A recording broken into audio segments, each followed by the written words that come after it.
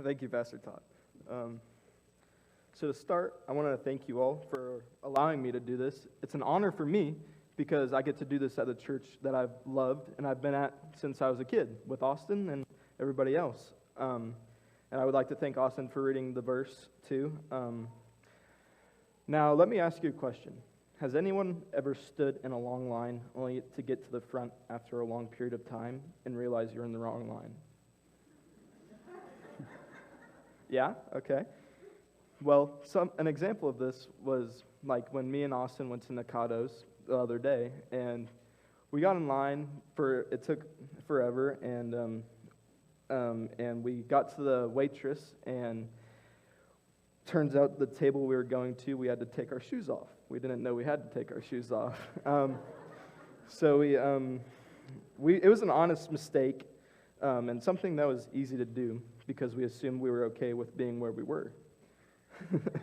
When we look at today's society, and throughout all time, many want the wide road option because they want to do it their way. They don't like rules or principles. The wide road is often the path of least resistance. It is a natural reaction that is built into our DNA to gravitate toward the least resistant option.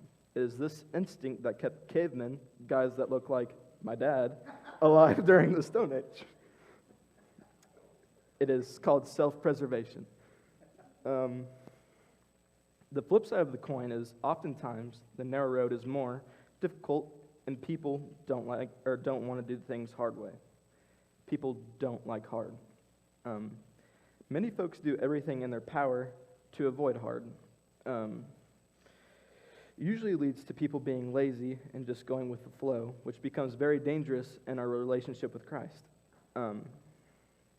People on the wide road want a religion that morphs and constantly adapts to their needs, to fit their needs. They believe there is a God in heaven, and to them, he is like a fatherly-like figure. Like my grandpa, he'll spoil me, he won't discipline me, and he won't judge me. So if I want to go get ice cream, we'll go get ice cream, okay? It's just pretty much about God, and it's just pretty much about all about being happy, us being happy, pretty much doing anything as long as it doesn't hurt anyone else. And they think God will overlook things that we may know are wrong because he knows that it'll make them happy. Those things will make them happy.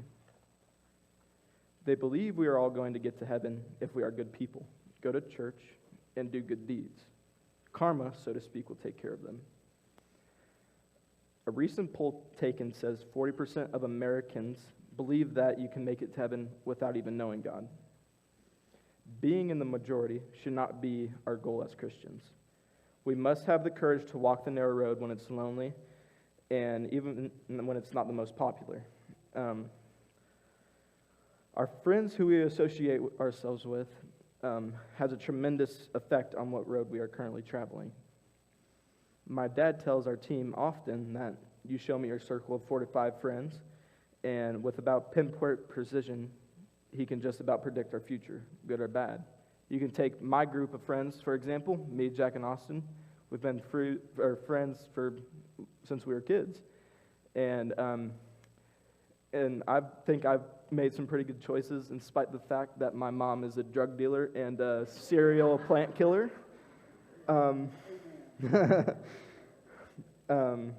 So like good kids hang around a rough crowd. Before long, they're a part of the rough crowd. Flip side of the coin is when you're a part of the rough crowd and start spending all your time with good kids. It has the same effects. Rough guys learn from the good guys' example and start acting like them. Like Proverbs 27:17 comes to mind, which says, "As iron sharpens iron, so one man sharpens another." The Bible is telling us to be around the people who make us better. Now, let's focus on Matthew 7, verse 14.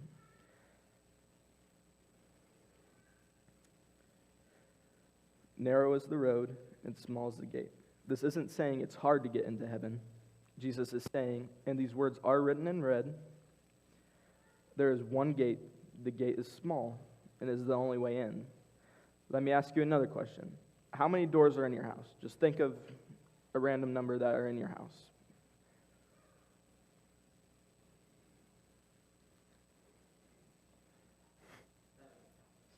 okay? Well, me and my dad counted 25 doors in our house. There's a lot of doors. But just in here, in the sanctuary, let's count the doors. There's 1, 2, 3, 4, 5, 6, 7, 8, 9, 10, including those doors, the glass doors. But Jesus says there's only one door. Let's just say this door right here. This door is the only door that gets into heaven, okay? This one. But people from all parts of life want to go to that door or any of the other doors because it's easier. It's fit to their needs. It's the easy way. Yeah. They don't want to do it that way. They want all of the 10 doors open to them. They want all the 10 options. But Jesus clearly says there's one door. John 10:9 says, I am the gate. Whoever enters through me will be saved. Along with that, John 14:6 says, I'm the way, the truth, and the light. No one comes to the Father except through me. People are going to be upset and say, well, that's narrow-minded. Exactly. Jesus says the way to heaven is narrow. Truth by definition is very narrow, right? Let's use math for an example. Or let's use a math problem. What is 5 plus 5, Austin? 10, right? Okay. Good to know some of us know some math. Okay. When we assert that 10 is the answer that makes 5 plus 5 is true, that makes any other answer than 10 what? Wrong. The truth of 10 to the question, what 5 plus 5, excludes all other possible answers. When Jesus says he is the only way, it's not him being narrow-minded or exclusive. It's just him telling the truth. Knowledge is knowing that there is a narrow road and a broad road. Knowledge is knowing that there is a narrow gate and a wide gate. Knowledge tells you that there is a narrow road and a small gate that leads to heaven. Wisdom is the action of staying on the narrow road even when it's the one that's less traveled. Even when it's the one that's not with the popular crowd. A great quote on knowledge and wisdom is, knowledge is knowing that a tomato is a fruit, and wisdom is knowing not to put a tomato in a fruit salad.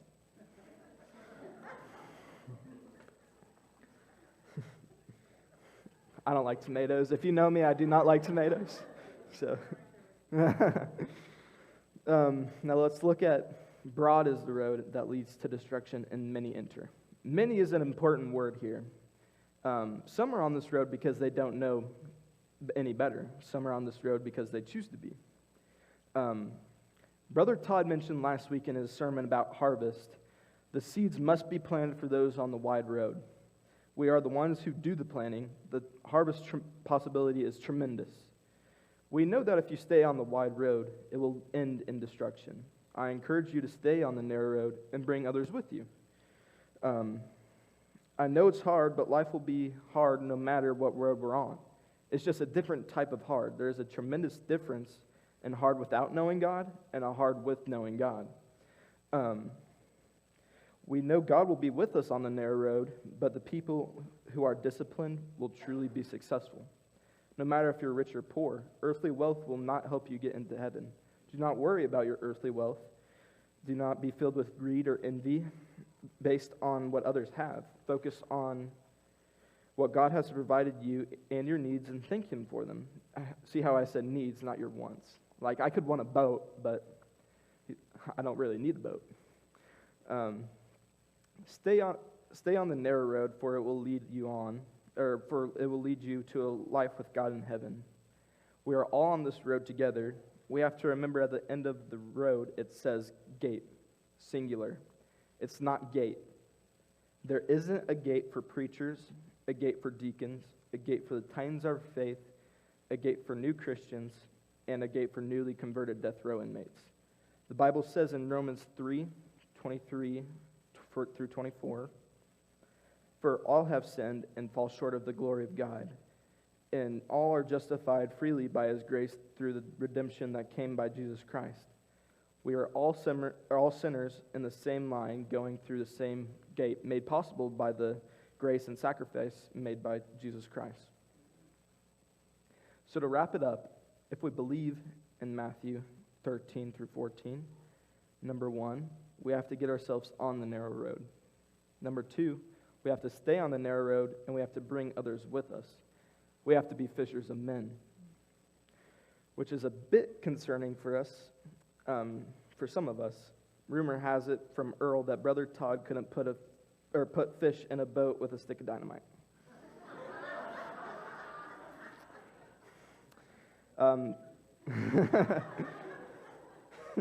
Thank you again. Thank you again for letting me do this. I'm going to turn this back over to Brother Todd now. Thank you. Thank you. Do you want them?